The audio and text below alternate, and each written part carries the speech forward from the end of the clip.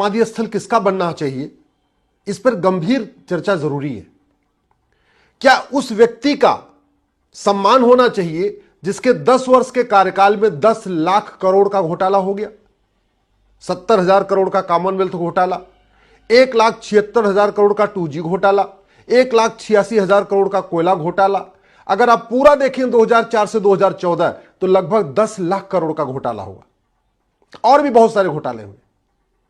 क्या उस व्यक्ति का सम्मान होना चाहिए और उसका समाधि स्थल बनना चाहिए सरकारी पैसे से, जनता के पैसे से, जिसने संविधान की धज्जियां उड़ाते हुए 2004 में सत्ता मिलते ही, शपथ लेते ही एक नेशनल माइनॉरिटी एजुकेशन एक्ट बनाया और भारत में समुदाय विशेष को फायदा देने के लिए जो स्कूल थे, कॉलेज थे, engineering college, medical college, law college, उनको माइनॉरिटी स्टेटस देना शुरू कर दिया बिना माइनॉरिटी को डिफाइन किए हुए।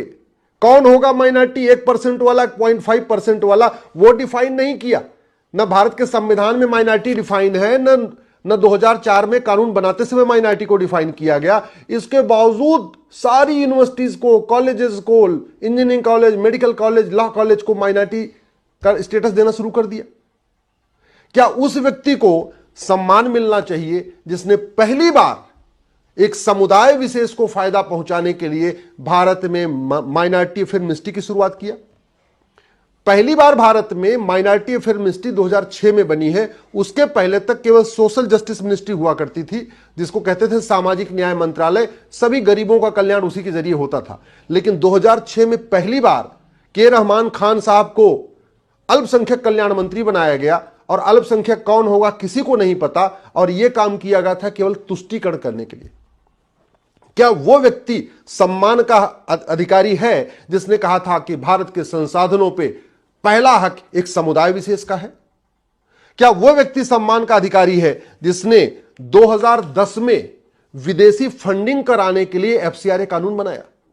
ये जो एफसीआरए कानून 2010 में बनाया गया था, केवल और केवल भारत विरोधी माओवादियों, नक्सलियों, जिहादियों, मिशनरियों, चरमपंथियों, अलगाववादियों, कट्टरपंथियों को फंडिंग कराने के लिए बनाया गया था 2010 में। और उसके बाद यहां एनजीओ की पूरी एकदम भरमार हो गई। हालांकि वर्तमान सरकार ने करीब 5 लाख एनजीओ का लाइसेंस रद्द किया, लेकिन फंडिंग अभी भी चल रही है। तो उस व्यक्ति को सम्मान मिलना चाहिए जिसने भारत को बर्बाद करने के लिए विदेशी फंडिंग का रास्ता खोला था। क्या उस व्यक्ति को सम्मान मिलना चाहिए जिसने 2012 में राइट टू एजुकेशन एक्ट को बदल के मदरसों को इस राइट टू एजुकेशन एक्ट के दायरे से बाहर निकाल दिया? जब राइट टू एजुकेशन एक्ट बना था तो मदरसे भी राइट टू एजुकेशन के दायरे में थे। 2012 में इस कानून में संशोधन किया गया, मदरसों को राइट टू एजुकेशन के दायरे से बाहर निकाला गया। नतीजा यह है, मदरसे में कौन पढ़ा रहा है, मदरसे में क्या पढ़ाया जा रहा है, मदरसे में कौन पढ़ रहा है, मदरसे में कौन सी किताब चल रही है, मदरसे की कहां से फंडिंग आ रही है, यह सरकारी अधिकारी जाके ऑडिट नहीं कर सकते। और किसके कहने पर किया गया था? जमीयत उलमा हिंद और पर्सनल लॉ बोर्ड के प्रधानमंत्री कौन? मनमोहन सिंह जी। क्या उनका सम्मान होना चाहिए? बिल्कुल संविधान विरोधी कानून। क्या उस व्यक्ति का सम्मान होना चाहिए जिसने 2013 में जाते जाते वक्फ एक्ट को बदला और बदल के इसमें इतनी पावर दे दिया कि वक्फ बोर्ड जहां चाहे हाथ रख दे वो जमीन वक्फ की? लैंड जिहाद करने के लिए इससे बड़ा घटिया कोई कानून ही नहीं है। और 2013 में मनमोहन सिंह जी के द्वारा किए गए इस अमेंडमेंट के कारण ही वक्फ बोर्ड 1,500 साल पुराने गांव पे कब्जा करना शुरू कर देता है। 1,500 साल पुराने मंदिरों को कहता है ये भी वक्फ प्रॉपर्टी है। नदियों के किनारे, झील के किनारे, समुद्र के किनारे, हाईवे के किनारे, सबको वक्फ प्रॉपर्टी डिक्लेयर कर देता है। इस समय पूरे देश में जो पूरी तरीके से लैंड जिहाद चला है उसका बड़ा कारण है 1995 में जो नरसिम्हा राव साहब ने अमेंडमेंट किया। उसके बाद सबसे बड़ा जो तेजी के साथ लैंड जिहाद शुरू हुआ 2013 में, जब नरसिम्हा राव, ये मनमोहन सिंह जी ने इस कानून में बदलाव किया था।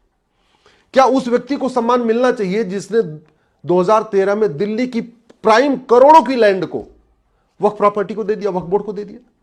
क्या उस व्यक्ति को सम्मान मिलना चाहिए जिसने यासीन मलिक का स्वागत किया, कश्मीर के अलगाववादियों का स्वागत किया, कभी इस बात की चिंता नहीं किया कि 1990 में जिन लोगों का नरसंहार हुआ उनको न्याय कब मिलेगा, उसकी चिंता नहीं किया, यासीन मलिक से हाथ मिलाते रहे? क्या उस व्यक्ति को सम्मान मिलना चाहिए जिसने 1984 में सिख दंगों में जो लोग मारे गए थे उनके परिवार को न्याय दिलाने के लिए कोई प्रयास नहीं किया? 10 साल प्रधानमंत्री थे, खुद भी सिख थे, पूरे देश में 1984 में सिखों का नरसंहार हुआ था, लेकिन केवल प्रधानमंत्री बने रहने के लिए कभी उन्होंने सिख नरसंहार में सजा दिलाने का कोई प्रयास नहीं किया। कभी भी मनमोहन सिंह जी ने 10 साल के प्रधानमंत्री रहते हुए धर्मांतरण रोकने के लिए कोई प्रयास नहीं किया। उल्टा उनके द्वारा जो ऐसी योजनाएं थी जिससे धर्मांतरण बढ़ रहा था। स्वाभाविक सी बात है, ये जो अल्पसंख्यक मंत्रालय बनाया गया इसका मूल उद्देश्य ही था धर्मांतरण को प्रमोट करना। अल्पसंख्यक मंत्रालय का बजट जितना ज्यादा होगा धर्मांतरण उतना ज्यादा होगा, क्योंकि मान लो कोई आदमी हिंदू है तो उसको 5 योजना मिल रही है, अगर वो कन्वर्ट होकर क्रिश्चियन बन जाएगा, मुस्लिम बन जाएगा तो उसको 50 योजना मिलती है। तो स्वाभाविक सी बात है, ये पूरा मंत्रालय बनाया गया था धर्मांतरण प्रमोट करने के लिए। क्या मनमोहन सिंह जी ने कभी भी जिहाद मजहबी उन्माद रोकने के लिए कोई प्रयास किया? क्या मनमोहन सिंह जी ने कभी जातिवाद, भाषावाद, क्षेत्रवाद रोकने का कभी प्रयास किया? क्या मनमोहन सिंह जी ने कभी प्रधानमंत्री रहते हुए भारत में सनातन को मजबूत करने का कोई प्रयास किया? घुसपैठ धर्मांतरण को रोकने का कोई प्रयास किया? भ्रष्टाचार रोकने का कोई प्रयास किया? क्या प्रधानमंत्री रहते हुए मनमोहन सिंह जी ने देश की एकता अखंडता मजबूत करने के लिए कोई प्रयास किया? जानते हैं, भारत का सबसे खतरनाक कानून जो बना नहीं बच गया वो था कम्युनल वायलेंस बिल, और उस बिल को ड्राफ्ट किसके कार्यकाल में ड्राफ्ट हुआ था? मनमोहन सिंह जी के। लेकिन चूंकि सोनिया जी उस बिल को ड्राफ्ट करवा रही थी, सत्ता में रहना जरूरी था, प्रधानमंत्री पद पे बने रहना जरूरी था, इसलिए मनमोहन सिंह ने कभी इसका विरोध नहीं किया। हां, उल्टा भारत के संसाधनों पर पहला हक, चाहे वो मुंबई दंगा हुआ हो, मुंबई में कसाब आता है, या और भी ऐसी घटनाएं हैं, कभी आपने मनमोहन सिंह जी ने तुष्टीकरण के खिलाफ कुछ बोला? भारत में मजहब के आधार पर नियम चल रहे हैं, मजहब के आधार पर बोर्ड चल रहे हैं, मजहब के आधार पर ट्रिब्यूनल चल रहे हैं, मजहब के आधार पर योजनाएं, इनको किसने प्रमोट किया? कभी आपने सोचा? और अब उन मनमोहन सिंह जी की समाधि स्थल सरकारी पैसे से, सरकारी स्थान पे, पब्लिक लैंड पे, पब्लिक मनी से बनाने की बात हो रही। कांग्रेस के नेताओं को शर्म भी नहीं आती है क्या? जिस मनमोहन सिंह जी को यूज करके उन्होंने पूरी सनातन को खत्म करने की प्लानिंग किया था, अब उन्हीं मनमोहन सिंह जी के समाधि स्थल बनाना चाहते हैं। ठीक है, समाधि स्थल बने, लेकिन कम से कम इस बात की चर्चा होनी चाहिए कि किसकी समाधि स्थल बनना चाहिए, किसकी नहीं बनना चाहिए, क्या उन्होंने वास्तव में कार्यकाल किया। सच्चाई तो यह है कि 10 साल में कम से कम 100 बार उन्होंने संविधान की धज्जियां उड़ाई थी। 10 साल में मनमोहन सिंह जी ने 100 बार संविधान विरोधी कानून किया था।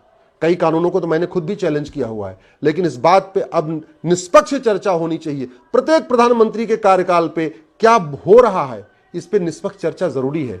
भाषण क्या दे रहा है व्यक्ति वो इंपॉर्टेंट नहीं है, काम क्या कर रहा है वो इंपॉर्टेंट है। इसलिए समय आ चुका है कि किसी भी प्रधानमंत्री को भारत रत्न दिया जाए, किसी व्यक्ति को भारत रत्न दिया जाए, या उसका सम्मान किया जाए, या उसका समाधि स्थल बनाया जाए, तो उसके कार्य का लेखा जोखा होना चाहिए और निष्पक्ष उसकी समीक्षा होनी चाहिए। यदि आप प्रधानमंत्री हैं और भ्रष्टाचार के खिलाफ कठोर कानून नहीं बना रहे हैं और भ्रष्टाचारियों को संरक्षण दे रहे हैं, आप खुद भले भ्रष्टाचार नहीं कर रहे हैं, इसका मतलब आप खुद भी भ्रष्ट हैं, नैतिक रूप से भ्रष्ट हैं। चलिए, आर्थिक रूप से भ्रष्ट नहीं है तो नैतिक रूप से भ्रष्ट है।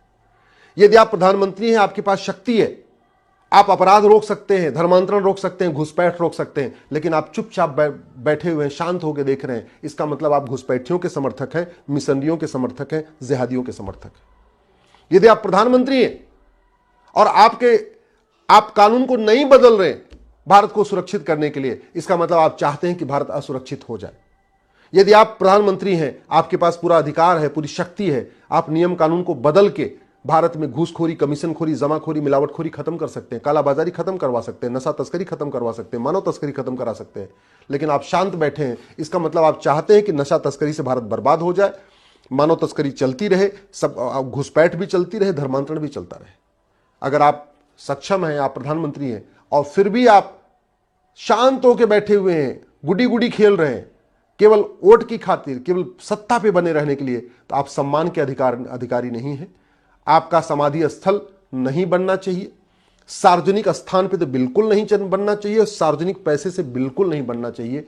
मेरा मानना है सम्मान उसी व्यक्ति का होना चाहिए जिसने पूरे जीवन भर सम्मान योग्य काम किया हो।